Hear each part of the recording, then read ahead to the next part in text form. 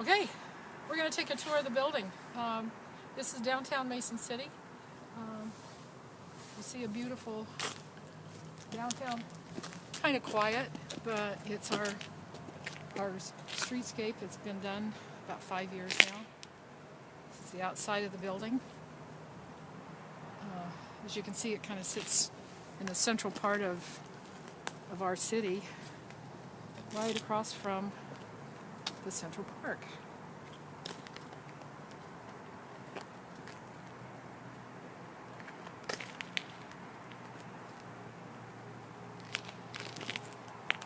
It's a little quiet today. It's the Sunday after Thanksgiving. So we're just going to keep the video running and we'll go inside and take a look and see what's going on inside this hotel. It looks a little quiet right now. Why don't you take some of the outside here? Some beautiful doors.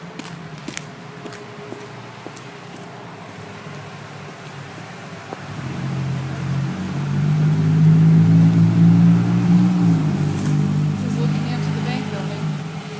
Oh, it looks like they're set up for something.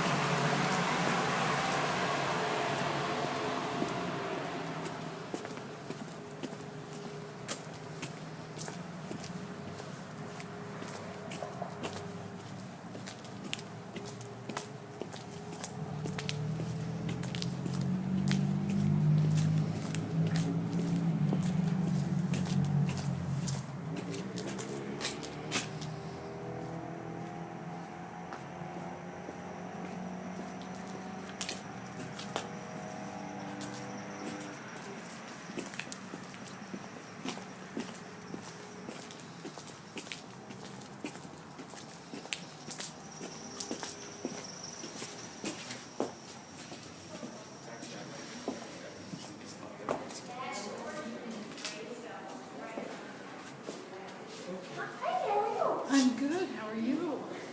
Good. Hello. Hello. We are in the midst of doing a video Okay. that we are going to share with John Adamatides, the gentleman that did the poster that's staying in the salad room. Is that okay? Absolutely. Could I have some keys? Is there anything going on that I can...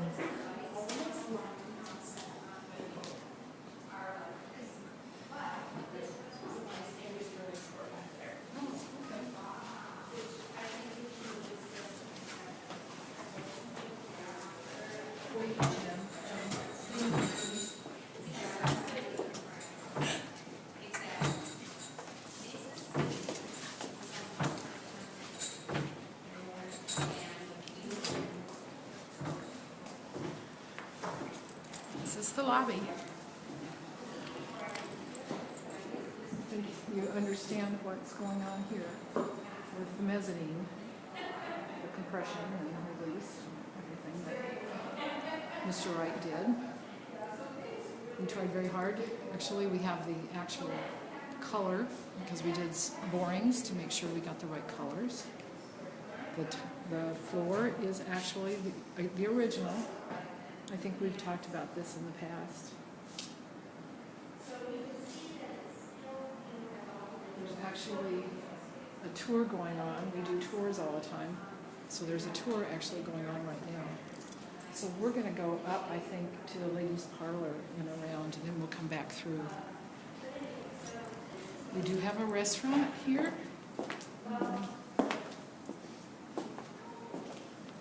It's not open right now. But it shows it's a very lovely high-end restaurant, very, very nice.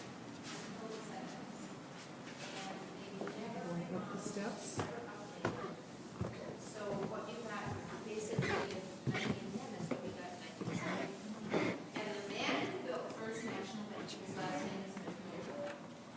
He was a very This is the mezzanine. he, in fact, Give some copies of the original chairs that Mr. Wright designed for the bank building. Notice the carpet. It's Egyptian wool carpet that they designed specifically for the hotel, and it mirrors a lot of the art glass that is original to the building.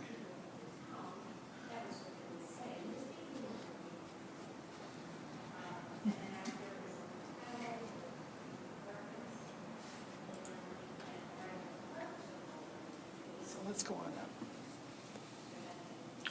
Here's a shot from up here. And it happened because this was completely abandoned, it was for sale. And it was for sale on eBay with the understanding that if someone bought it, they'd restore it, but of course, nobody came forward to do that. And so a group of So we're going artists- upstairs, second floor. And,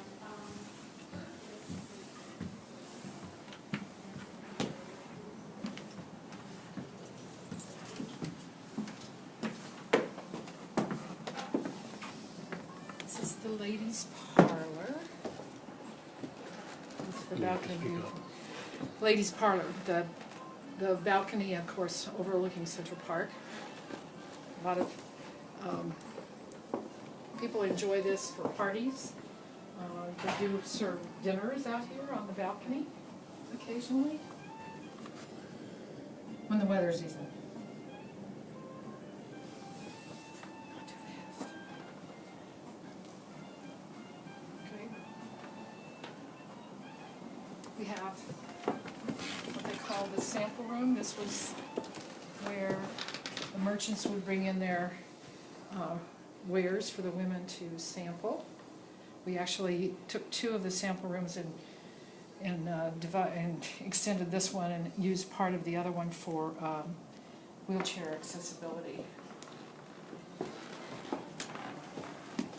Then we're going to go over to where the law offices were located.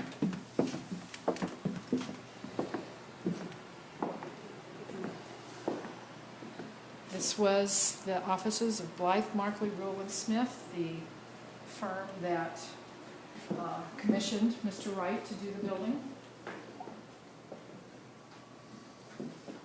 We utilized a lot of Frank Lloyd Wright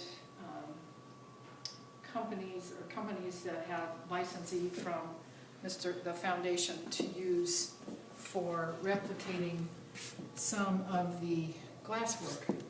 You'll notice the lights up here are exact replicas of the originals. We got all of that from a very sparse amount of drawings that we got from the foundation.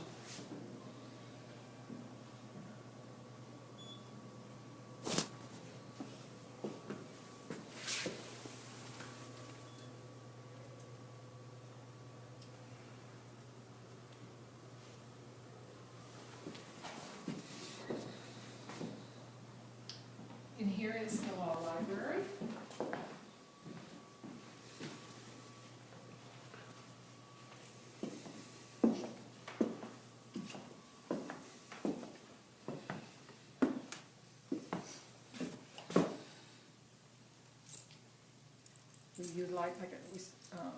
We utilized a lot of the drawings. This was originally, the room went all the way to the back wall.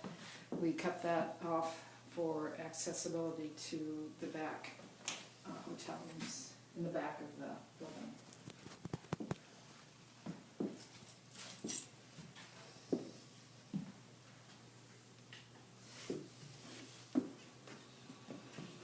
That's a business center for utilization with our guests.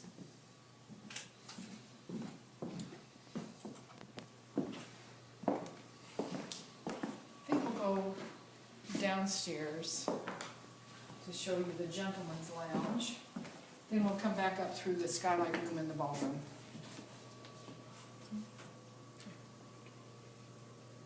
You can talk, Jim. Okay.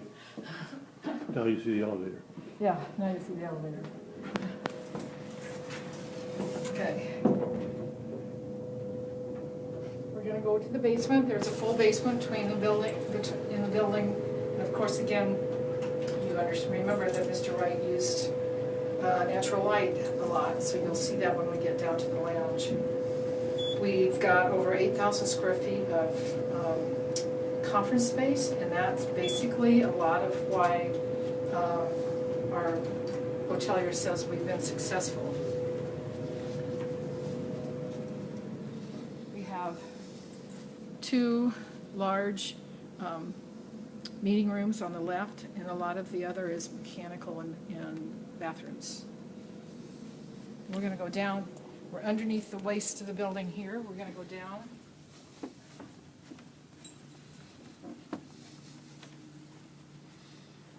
Oh, the wine room. This used to be, originally was, I believe, barber shop. This had access, there is access to the outside front street, and so we utilized it instead of commercial space, we utilize it again for more meeting space. These are all used during the day and weekend for meetings. Looks like one's maybe there now, so.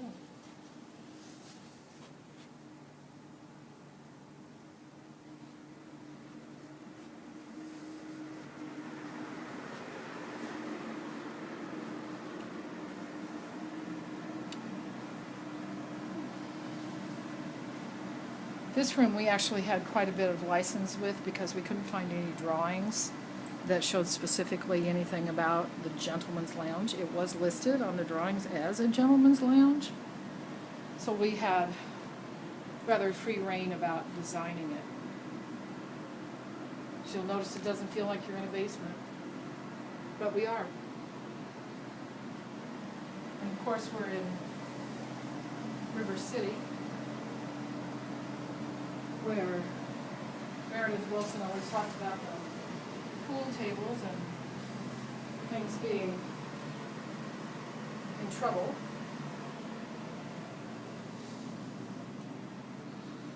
We had to have a pool table.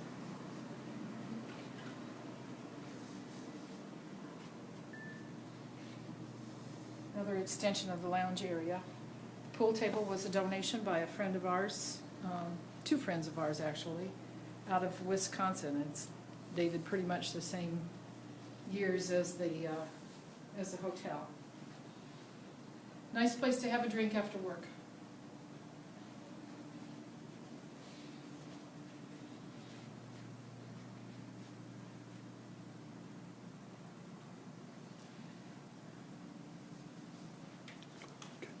Now we're going to head back upstairs.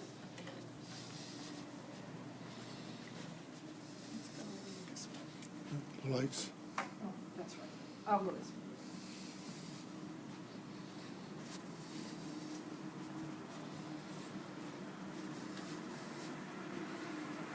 Those ones were already on. Yeah.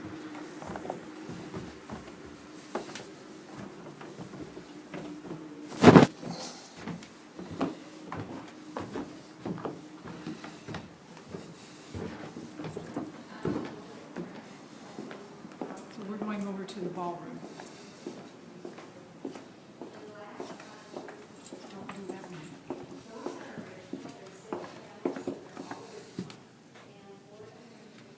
There was quite a difference in the elevation of the 2 buildings.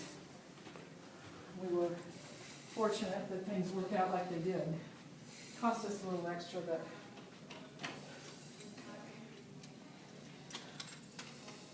the room has actually been set up for a event, so we can just kind of, maybe.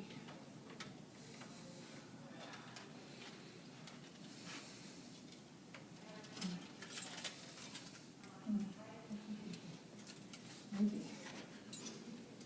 Sure it's locked? She said it was. Yeah, I don't see a bolt. there's a lock. It's locked, Jim. Okay.